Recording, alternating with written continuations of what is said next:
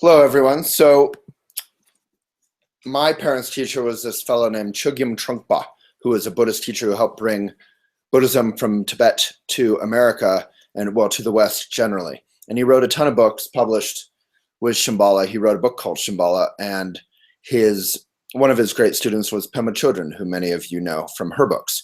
So there's a great quote by Trungpa where he says, he defines the kind of ideal human being. And it's not the kind of definition you would expect. So I wanted to read that for you all.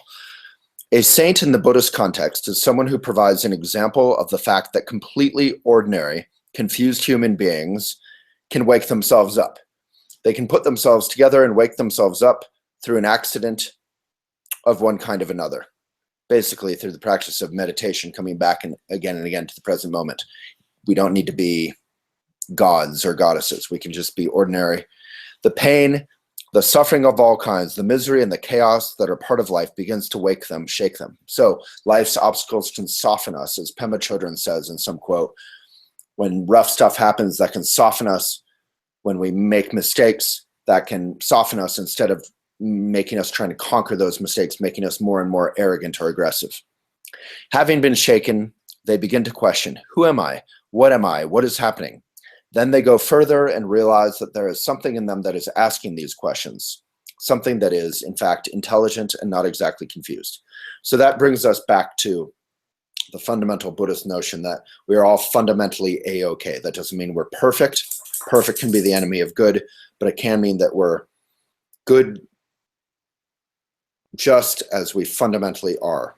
Maybe not as we are now. We might be confused, we might be arrogant, we might be this and that, but we can look in the mirror. In fact, we have to. We can look at our excrement and we can look at our talents and we can just see all of it without trying to ignore any of it. And we can look and accept it with compassion and empathy for ourselves. And that naturally leads to compassion and empathy for others instead of jealousy of others or anger or dislike or irritation at others. So a couple more quotes, and then I'll leave you today. This will be a short one. From Trungpa. A great deal of the chaos in the world occurs because people don't appreciate themselves. I love that. If we can appreciate ourselves, we don't need to really prove anything and be aggressive and conquer worlds and be a Trump or a Putin. We can just